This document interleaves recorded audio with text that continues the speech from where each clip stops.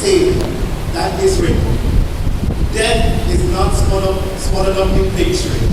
O death, where is your victory? O death, where is your sting? Oh, the sweet life of a man that has made peace with his Father. He is fit for all conditions for life, for death, and for everything. And this was the life of Mark. My name is Francois Lawrence, not Francis, and I have been fortunate to know Mark for the past 20 years. I first met Mark when he was employed at my father's car sales business. I was 20 at the time. My first impression of Mark was that he was very friendly. He was a people person, a person who really was concerned with helping people. Mark was a very hardworking and capable young man. Mark's initial responsibility was to make sure that cars were newly imported received their certificate of fitness. Mark was a key team player of the business.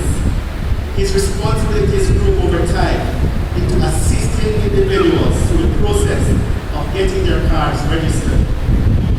I remember he would not only do the business at hand, but he used it as a way to form more meaningful relationships with people he dealt with. Being an introvert myself, I really admired Mark's ability to get to really know people on a personal level and treat them like family.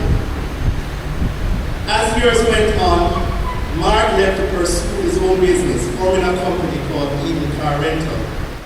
By now, he was married to his lovely wife, Marcia.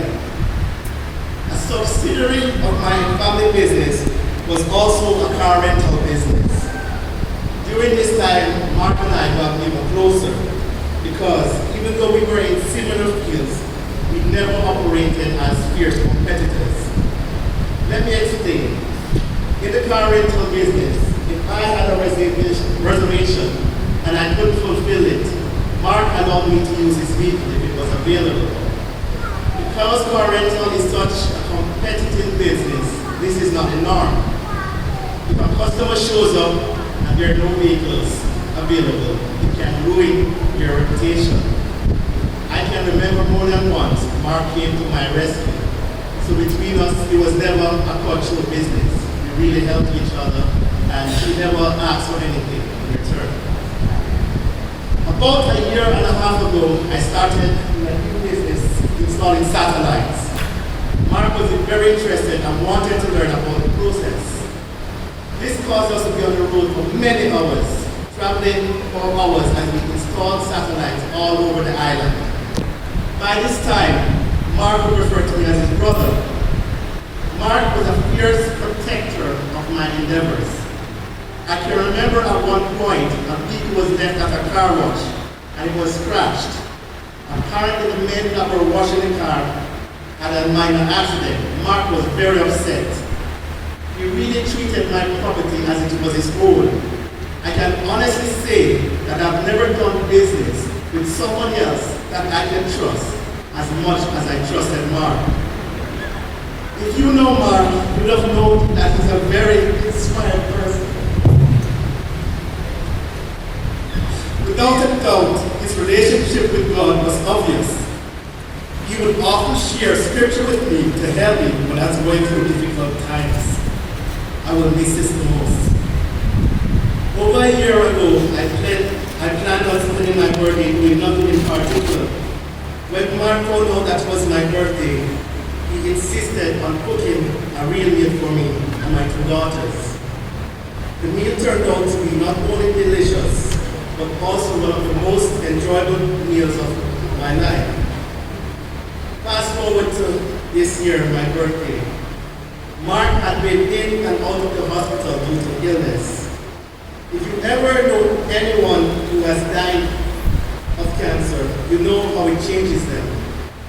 Mark, even though being sick, was upbeat and gave no indication that he was about to leave this world. So the morning of my birthday, I started reminiscing how quickly a year had passed and how much things have changed. I felt the need to go look for him. When I got there, nobody was home. I called Marcia, and she told me she was at her neighbor's. I went over to the neighbors, and she broke me the news that Mark had passed away. I skipped over his illness because one of the things Mark had said to me while he was in the hospital that I should remember him in that state. He wanted no part of his sickness. He wanted us to remember him as he was before, a passionate human being, a strong believer in the Creator, funny, energetic, loyal, trustworthy, and a kind person. I will miss him. I can imagine if life in this way of his wife, mother, brothers, and sister, and by extension his family, feels. It is normal to feel this way. John 11:33-35 shows us that Jesus, when he heard of his friend Lazarus' death, groaned and gave way to tears. If you grieve, it does not mean that you lack faith in the resurrection. I'm here to tell you that I hope to see my brother Mark again. I find this hope in John 5:29, where it says, in part, that those who did good things will come out to a resurrection of life. Mark was a good man.